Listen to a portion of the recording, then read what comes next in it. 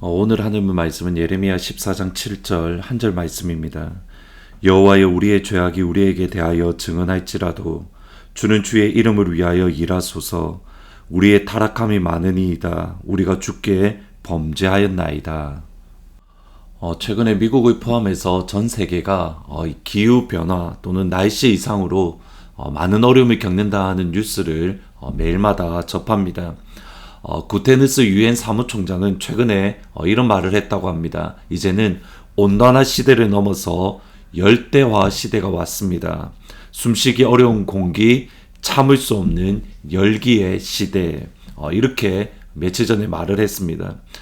기후변화 역시 그리스도인들이 고민해야 되고 또 신경을 써야 될 한 부분입니다. 우선 하나님은 아담과 하와에게 땅에 충만하라, 땅을 정복하라 라고 말씀을 합니다. 여기 정복이라는 단어가 어감이 안 좋지만 사실 그 실제적인 뜻은 경작하다 또는 가꾸다 라는 뜻입니다. 하나님의 말씀 안에서 이 땅을 아름답게 가꾸어 가는 것, 그것이 하나님이 사람을 창조하신 목적 중에 하나입니다. 그리고 이 땅을 아름답게 가꿀 수 있는 하나님의 방법은 분명합니다. 로마서 8장 19절 22절을 보시면 피조물이 고대하는 바는 하나님의 아들들이 나타나는 것이라. 피조물이 다 이제까지 함께 탄식하며 함께 고통을 겪고 있는 것을 우리가 아느니라.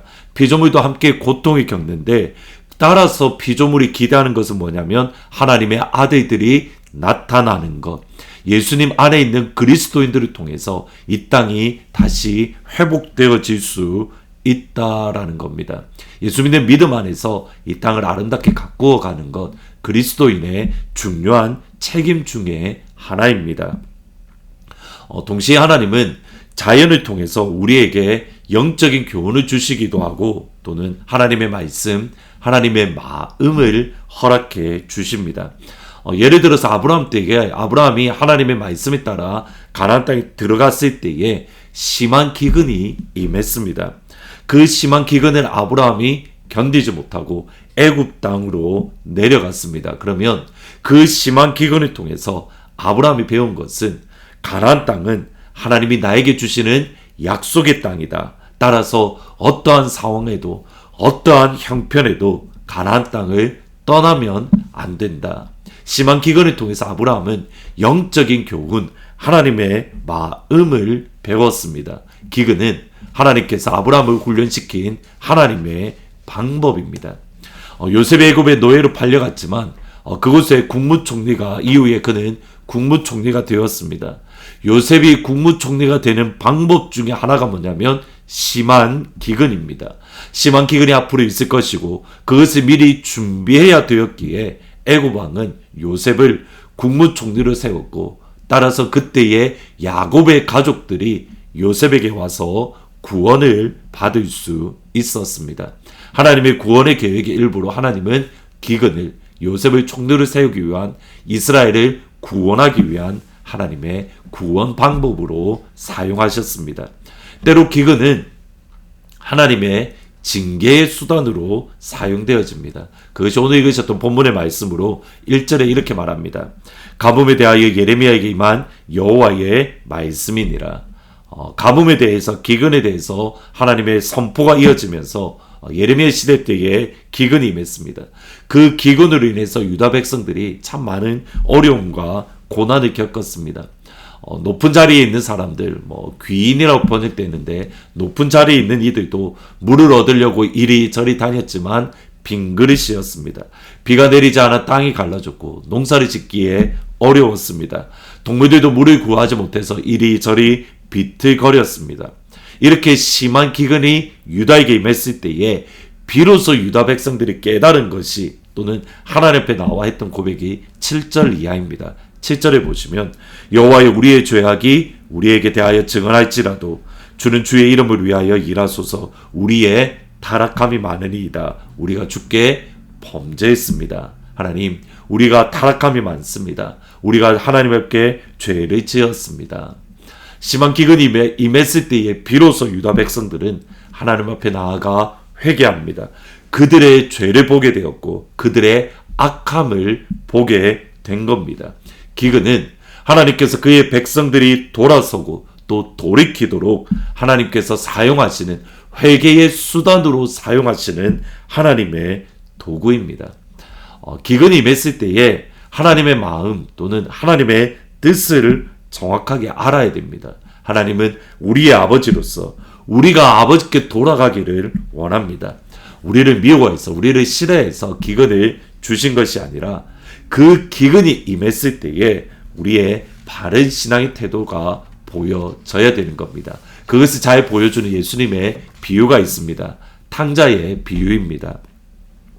둘째 아들은 아버지와 함께 있는 것이 실증나서, 또는 아버지의 그늘 아래 있는 것이 싫어서 아버지의 재산을 미리 달라라고, 자신이 받을 유산을 달라라고 말을 합니다. 유대의 개념에 의하면 이 말은 아버지 빨리 죽으세요, 말 그대로 불효자 중에 불효자입니다. 근데 자신의 몫이 정해지자마자 둘째는 그것을 현금으로 바꾸어서 먼 나라로 떠났습니다. 그곳에서 흥청망청 보내는 중 돈이 떨어졌고, 마침 그때에 그 땅에 심한 기근이 임했습니다. 유다에서는 먹으면 안 되는 돼지에게 주는 사료를 먹으며 살았습니다. 근데 그것조차, 돼지 사료조차 넉넉하게 먹지 못했고, 그때에 비로소 둘째가 했던 고백이 있습니다. 누가복음 15장 17절 이하입니다. 이에 스스로 돌이켜 이르되 내 아버지에게는 양식이 풍족하니 품꾼이 얼마나 많은가. 나는 여기서 주려 죽는구나. 내가 일어나 아버지께 가서 이르기를 아버지, 내가 하늘과 아버지께 죄를 지었사오니 지금부터는 아버지의 아들이라 일컬음을 감당하지 못하겠나이다. 나를 품꾼의 하나로 보소서 하리라 하고 이에 일어나서 아버지께로 돌아가니라. 아직도 거리가 먼데 아버지가 그를 보고 측은히 여겨 달려가 목을 안고 입을 맞추었다. 둘째는 모든 것을 다 잘못했습니다. 근데 딱 하나 잘한 게 있습니다. 그가 더 이상 떨어질 곳이 없었을 때에, 더 이상 낙담될 곳이 없었을 때에 스스로 돌이켰습니다. 아버지의 집을 생각했습니다. 그리고 자신의 죄를 고백합니다. 내가 하나님께 죄를 지었고 아버지께 죄를 지었습니다. 부끄럽지만 아버지에게 나아갑니다. 생각만 했을 뿐만 아니라 결단하고 일어나서 아버지께 실제로 돌아갔습니다. 이게 둘째가 잘한 유일한 모습입니다. 그냥 내가 잘못했다, 이제 끝났다, 포기가 아니라 스스로 돌이킨다는 것은 하나님께 잘못했고 아버지께 잘못했음을 인정하고 여기서 멈추는 것이 아니라 실제로 돌아가는 것. 이것이 둘째가 잘한 모습이라는 겁니다. 우리의 삶에 항상 풍요만 있으면 좋겠습니다. 근데 때로는 기근도, 심한 기근이 있을 때가 있습니다. 그 기근과 흉년의 의미가 무엇인지 우리는 아버지의 마음을 정확하게 알아야 합니다. 그것이 영적인 훈련일 수도 있고, 그것이 우리의 회개일 수도 있고, 그것이 하나님의 구원 계획의 일부분일 수도 있습니다. 중요한 것은 여기에 있습니다. 하나님은 우리의 아버지입니다. 아버지이신 하나님은 우리를 사랑합니다. 아버지이신 하나님만이 우리의 소망입니다. 그 아버지께만 우리의 구원이 있습니다. 지금 여러분은 어떤 길을 지나가고 계십니까? 그 가운데 하나님의 사인을 발견하고 계십니까? 우리의 구원이고 소망이신 하나님만을 바라보며 모든 시선을 주님께 올려드릴 때에 세상이 주의 역사가 되고 내 삶은 주의 나라가 되는 그 축복이 여러분 가운데 임하기를 예수님의 이름으로 축원합니다. 아멘. 기도하십니다. 하나님, 우리가 풍년이 지나든 흉년이 지나든 그 가운데에 하나님의 뜻을 발견하게 하시고 우리의 소망이요, 우리의 구원이시요, 우리의 아버지이신 하나님만을 바라볼 수 있는 그 믿음과 그 은혜를 허락하여 주옵소서. 모든 시선을 주님께 올려드립니다. 그때에 내 삶은 주의 나라가 되고 세상은 주의 역사가 되는 그 축복을 보게 인도하여 주옵소서. 예수님의 이름으로 기도합니다. 아멘. 모든 시선을 주님께 올려드리는 복된 하루가 되기를 축복합니다. 오늘 8시부터 9시까지 목요 저녁 기도회가 있습니다. 여러분 현장과 온라인 할 수 말씀 현장에 오셔서 같이 그 1시간 동안 교회를 위해서, 나라를, 민족을 위해서, 그리고 우리에게 성령이 임하기를 같이 기도하시면 감사드리겠습니다. 이후에 8시에 다시 뵙도록 하겠습니다.